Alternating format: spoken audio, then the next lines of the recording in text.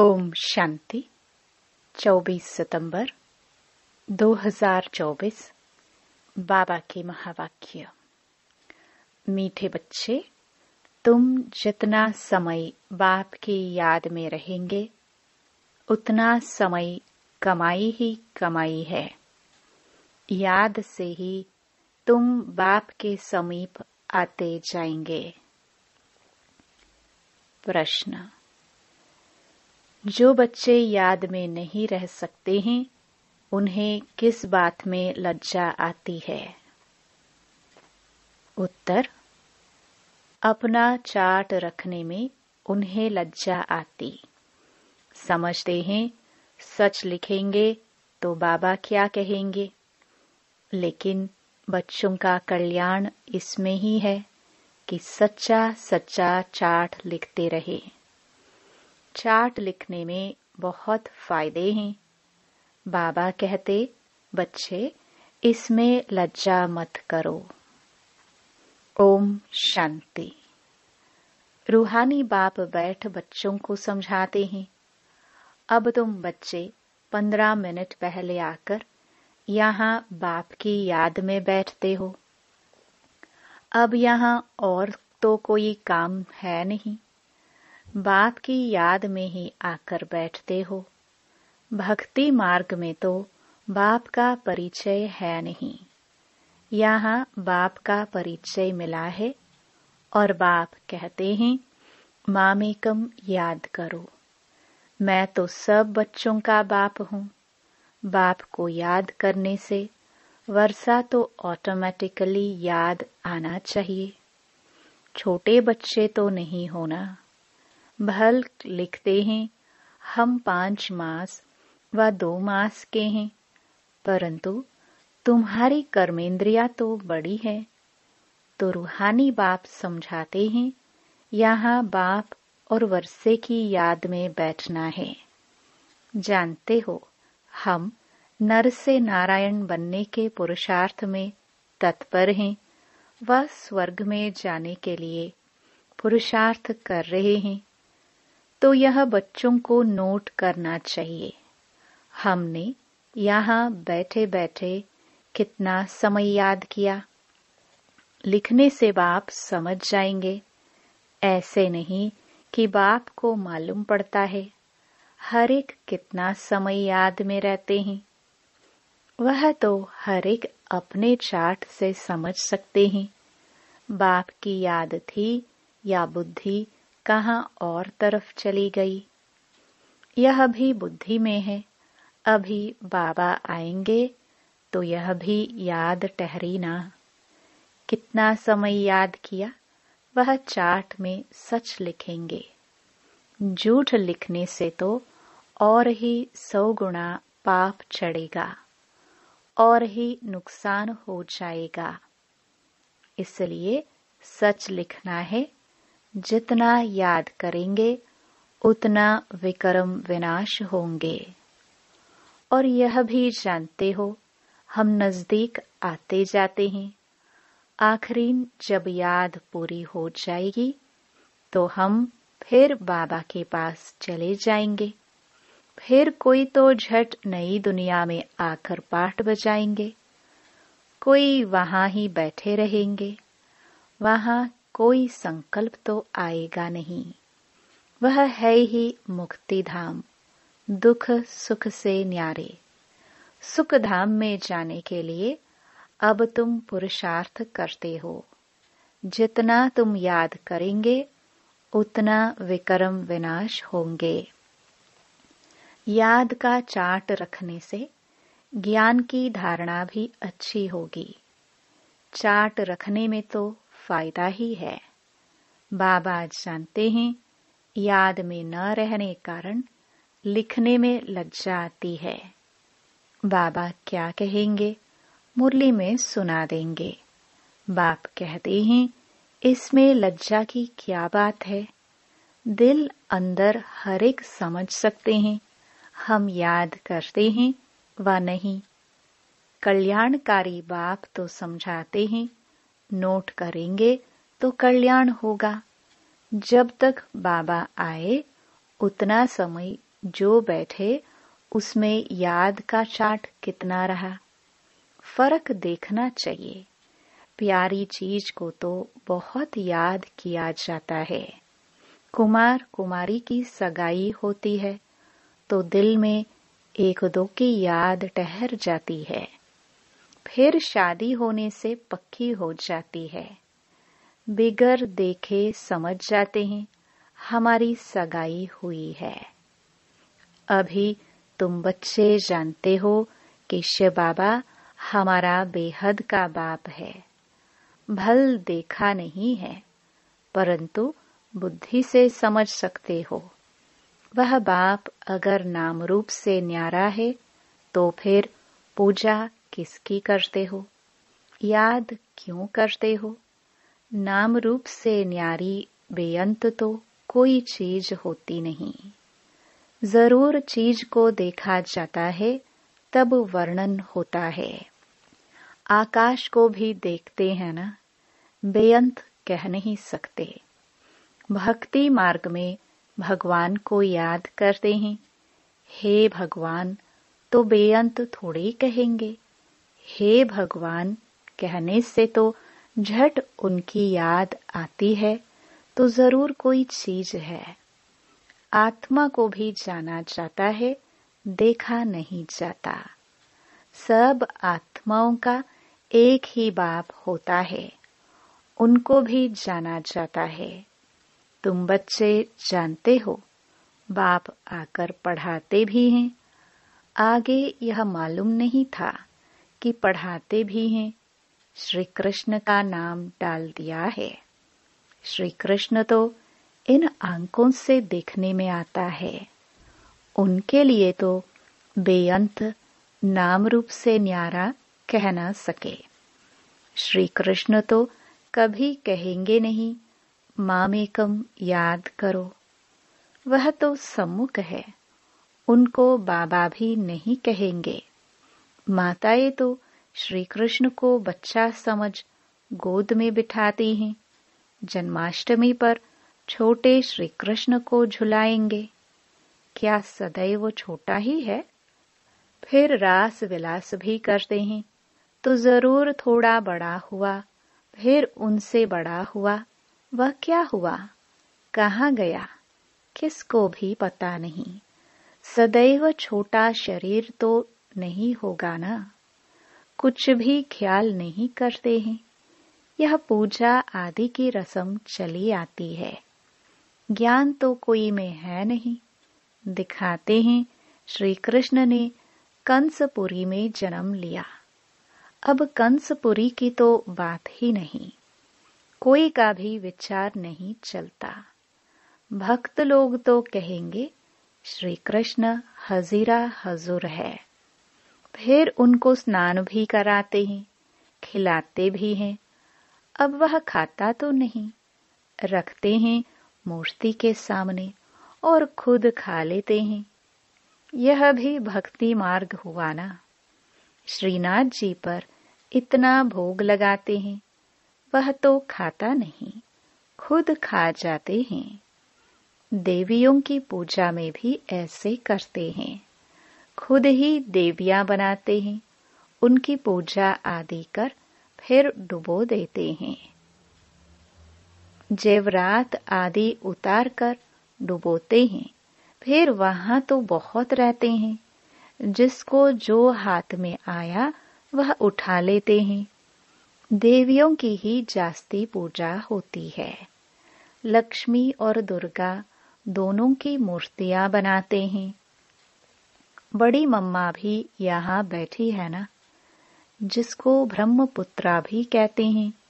समझेंगे ना कि इस जन्म और भविष्य के रूप की पूजा कर रहे हैं।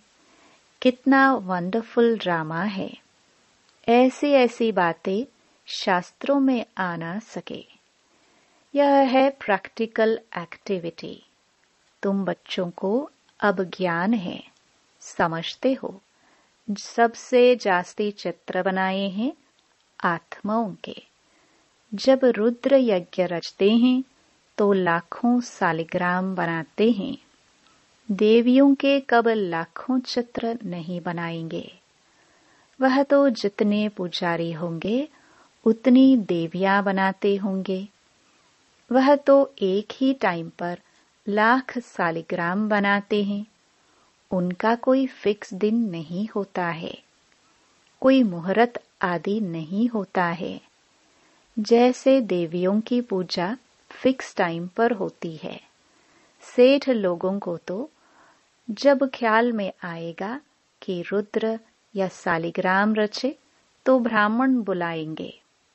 रुद्र कहा जाता है एक बाप को, फिर उनके साथ ढेर सालिग्राम बनाते हैं। वो सेठ लोग कहते हैं इतने सालिग्राम बनाओ। उनकी तिथि तारीख कोई मुकर्रर नहीं होती।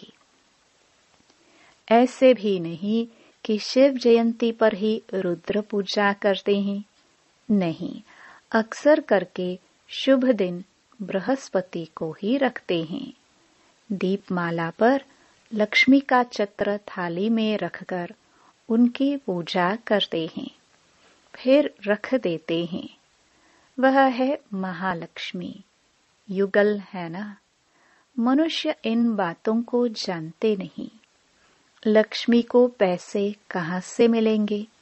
युगल तो चाहिए ना। तो यह लक्ष्मी नारायण युगल हैं, नाम फिर महालक्ष्मी रख देते हैं। देविया कब हुई, महालक्ष्मी कब होकर गई, यह सब बातें मनुष्य नहीं जानते हैं। तुमको अब बाप बैठ समझाते हैं। तुम्हारे में भी सबको एक रस धारणा नहीं होती है। बाबा इतना सब समझाकर फिर भी कहते शिव बाबा याद है, वर्षा याद है। मूल बात है यह, भक्ति मार्ग में कितना पैसा वेस्ट करते हैं। यहाँ तुम्हारी पाई भी वेस्ट नहीं होती है। तुम सर्विस करते हो सॉल्वेंट बनाने के लिए। भक्ति मार्ग में तो बहुत पैसे खर्च करते हैं, इनसॉल्वेंट बन पड़ते हैं, सब मिट्टी में मिल जाता है। कितना फर्क है। इस समय जो कुछ करते हैं वह ईश्वरीय सर्विस में शिव बाबा को देते हैं। शिव बाबा तो खाते नहीं है, खाते तुम हो। तुम ब्राह्मण बीच में ट्रस्टी हो, ब्रह्मा को नहीं देते हो, तुम शिव बाबा को देते हो। कहते हैं बाबा आपके लिए धोती कमीज लाई है। बाबा कहते हैं इनको देने से तुम्हारा कुछ भी जमा नहीं होगा। जमा वह होता है जो तुम शिव बाबा को याद कर इनको देते हो। फिर यह तो समझते हो ब्राह्मण शिव बाबा के खजाने से ही पलते हैं। बाबा से पूछने की दरकार नहीं है कि क्या भेजूं, यह तो लेंगे नहीं, तुम्हारा जमा ही नहीं होगा। अगर ब्रह्मा को याद किया तो ब्रह्मा को तो लेना है शिव बाबा के खजाने से, तो शिव बाबा ही याद पड़ेगा। तुम्हारी चीज क्यों लेवे? बीके को देना भी रॉन्ग है। बाबा ने समझाया है तुम कोई से भी चीज लेकर पहनेंगे तो उनकी याद आती रहेगी। कोई हल्की चीज है तो उनकी बात नहीं, अच्छी चीज तो और ही याद दिलाएगी। फलाने ने यह दिया, उनका कुछ जमा तो होता नहीं, तो घाटा पड़ा ना। शिव बाबा कहते हैं मामेकम याद करो। मुझे कपड़े आदि की दरकार नहीं, कपड़े आदि बच्चों को चाहिए, वह शिव बाबा के खजाने से पहनेंगे। मुझे तो अपना शरीर है नहीं, यह तो शिव बाबा के खजाने से लेने के हकदार हैं, राजाई के भी हकदार हैं। बाबा के घर में ही बच्चे खाते पीते हैं ना। तुम भी सर्विस करते कमाई करते रहते हो। जितनी सर्विस बहुत उतनी बहुत कमाई होगी। खाएंगे पिएंगे शिव बाबा के भंडारे से। उनको नहीं देंगे तो जमा ही नहीं होगा। शिव बाबा को ही देना होता है। बाबा आपसे भविष्य 21 जन्मों के लिए पद्मा पद्मपति बनेंगे। पैसे तो खत्म हो जाएंगे, इसलिए समर्थ को हम दे देते हैं। बाप समर्थ है ना, 21 जन्मों के लिए वह देते हैं। इनडायरेक्ट भी ईश्वर अर्थ देते हैं ना। इनडायरेक्ट में इतना समर्थ नहीं है। अभी तो बहुत समर्थ हैं, क्योंकि सम्मुख है। वर्ल्ड ऑलमाइटी अथॉरिटी इस समय के लिए है। ईश्वर अर्थ कुछ दान पुण्य करते हैं तो अल्पकाल के लिए कुछ मिल जाता है। यहाँ तो बाप तुमको समझाते हैं, मैं सम्मुख हूँ, मैं ही देने वाला हूँ। इसने भी शिव बाबा को सब कुछ देकर सारे विश्व की बादशाही ले ली ना। यह भी जानते हो, इस व्यक्त का ही अव्यक्त रूप में साक्षात्कार होता है। इनमें शिव बाबा आकर बच्चों से बात करते हैं। कभी भी यह ख्याल नहीं करना चाहिए हम मनुष्य से लेवे। बोलो शिव बाबा के भंडारे में भेज दो। इनको देने से तो कुछ नहीं मिलेगा और ही घाटा पड़ जाएगा। गरीब होंगे, करके 3-4 रुपए की कोई चीज तुमको देंगे। इनसे तो शिव बाबा के भंडारे में डालने से पद्म हो जाएगा। अपने को घाटा थोड़ी डालना है। पूजा अक्सर देवियों की ही होती है, क्योंकि तुम देविया ही खास निमित्त बनती हो ज्ञान देने के। भल गोप भी समझाते हैं, परंतु अक्सर करके तो माताएं ही ब्राह्मणी बन रास्ता बताती हैं। इसलिए देवियों का नाम जास्ती है। देवियों की बहुत पूजा होती है। यह भी तुम बच्चे समझते हो। आधा कल्प हम पूज्य थे, पहले हैं फुल पूज्य, फिर सेमी पूज्य, क्योंकि 2 कला कम हो जाती है। राम की डायनेस्टी कहेंगे त्रेता में। वह तो लाखों वर्ष की बात कह देते हैं, तो उनका कोई हिसाब ही नहीं हो सकता। भक्ति मार्ग वालों की बुद्धि में और तुम्हारी बुद्धि में कितना रात दिन का फर्क है। तुम हो ईश्वरीय बुद्धि, वह है रावण की बुद्धि। तुम्हारी बुद्धि में है कि यह सारा चक्र ही 5000 वर्ष का है, जो फिरता रहता है। जो रात में है वह कहते हैं लाखों वर्ष, जो दिन में है वह कहते 5000 वर्ष। आधा कल्प भक्ति मार्ग में तुमने असत्य बातें सुनी हैं।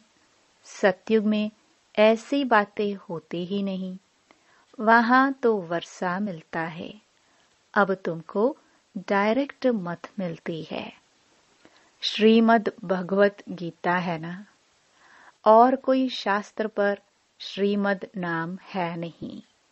हर 5000 वर्ष बाद यह पुरुषोत्तम संगम युग गीता का युग आता है। लाखों वर्ष की तो बात हो नहीं सकती है।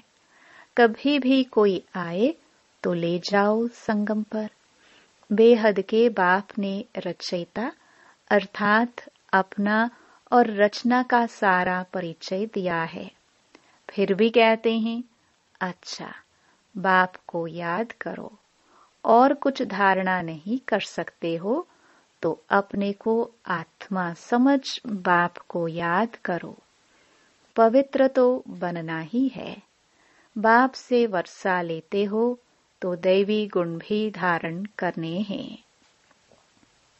अच्छा, मीठे मीठे सिखिलदे बच्चों प्रति माता पिता बाप दादा का याद प्यार और गुड मॉर्निंग।